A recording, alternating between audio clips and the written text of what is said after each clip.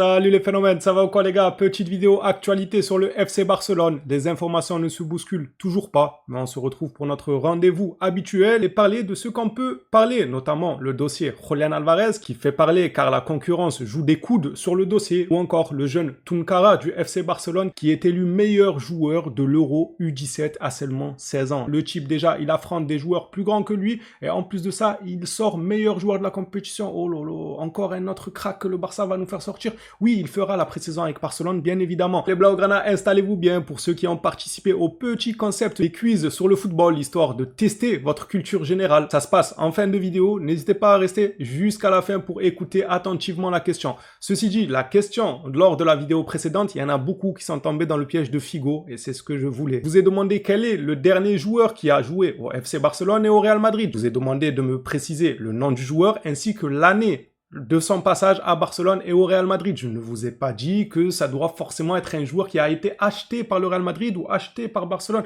Non, il a fait les deux clubs. Beaucoup sont tombés dans le piège de Luis Figo. Merci à tous ceux qui ont participé, même ceux qui se sont trompés, c'est normal. La question, elle était piège et en plus, vicieux que je suis, je l'ai fait passer pour une question facile. J'ai dit, oh, bon, ça c'est facile. En vrai, c'était un peu compliqué quand même. C'était Marcos Alonso que j'attendais. Peut-être qu'il y en a un de plus récent, je pense pas. Le plus récent, selon moi, c'est Marcos Alonso. En 2010, il a participé à un match en professionnel sous les ordres de Pellegrini au Real Madrid. Il a fait la Castilla, etc. Mais je parlais des matchs avec l'équipe première. Et ensuite, on le sait qu'il y a quelques années en arrière, il a rejoint l'effectif du FC Barcelone. Marcos Alonso, il fallait le trouver. On posera probablement une autre question à la fin de cette vidéo, donc restez bien. D'abord, parlons actualité et retour du Joga Bonito. La nouvelle saison de Liga débutera entre le 15 et le 16 août. J'ai juste hâte. J'ai limite envie de sacrifier le mois de juillet pour qu'on passe directement.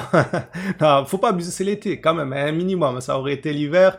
Quoique, moi, je préfère l'hiver à l'été. Mais ça, c'est une autre question. Allez, je sacrifie juillet. J'ai envie, en fait, de voir cet effectif évoluer. Même la pré-saison, elle me donne déjà envie lorsque je vois les noms qui vont participer à la pré-saison. Et justement, on va voir l'un d'entre eux sous nos yeux. Shane Kluivert. Oui, c'est le fils à la légende Kluivert. Né en 2007, va intégrer le groupe pro au Barça à la prépa. Donc, il fera la préparation tout comme le jeune Tounkara.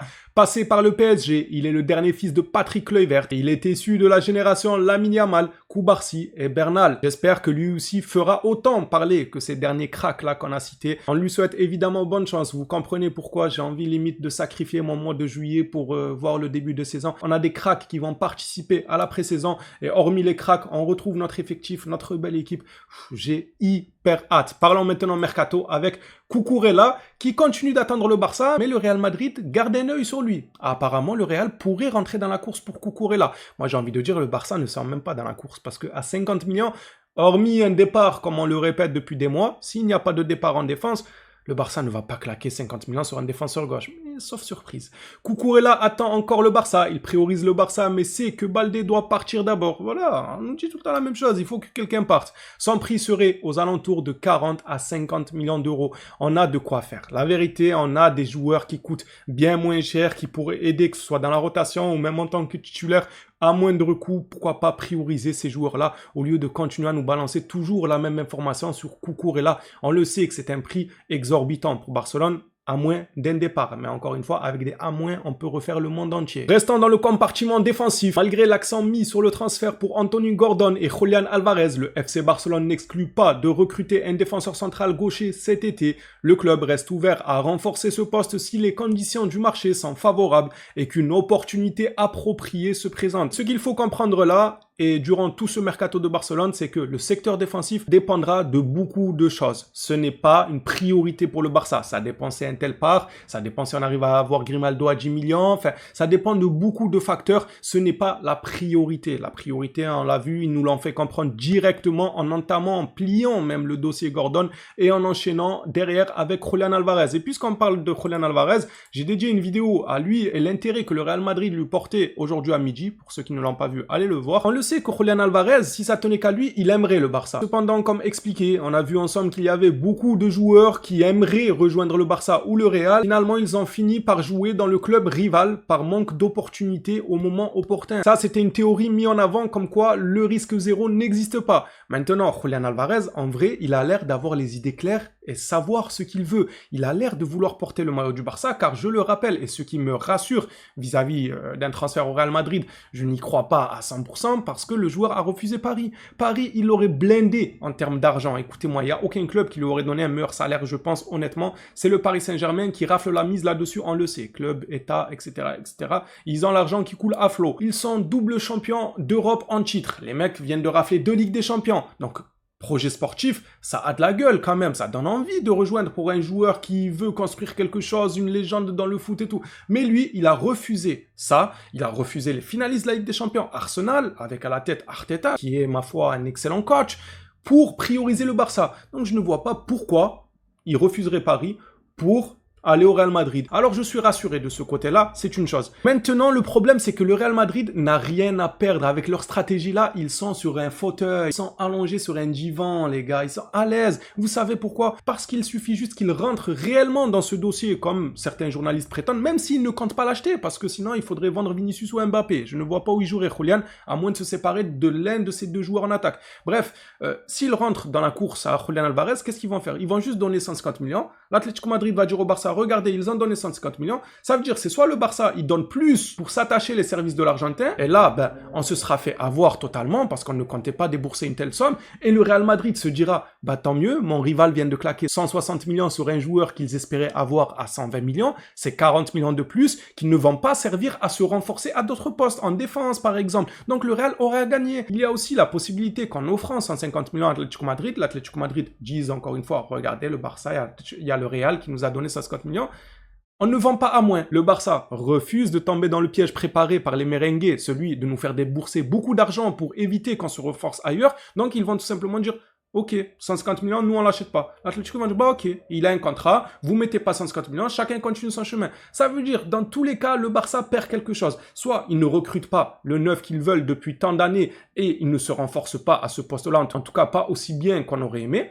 Soit on le paye, mais plus cher que prévu, donc ça va impacter un renforcement possible à un autre poste. Le Real, en fait, stratégiquement parlant, si on devait parler business, ils ont tout à gagner à faire ça. Tout. Ils n'ont pas forcément besoin d'aller jusqu'à la fin et conclure l'achat et tout. Non, juste titiller un peu le Barça. Soit on les fait payer plein pot, soit on les empêche d'acheter Alvarez, que Madrid voudra que les autres clubs s'alignent sur l'offre à 150 millions. Alors les gars, faut se réveiller de bonne heure quand même pour que l'Atlético Madrid vende un joueur au Real Madrid. Je sais pas c'était quand la dernière fois que ça arrivait. En vrai, je n'ai même pas de souvenir du dernier joueur qui a fait ce chemin-là. Les deux institutions ne peuvent pas se voir. La rivalité entre l'Atlético Madrid et le Real Madrid est bien plus grande que celle entre l'Atlético Madrid et le FC Barcelone.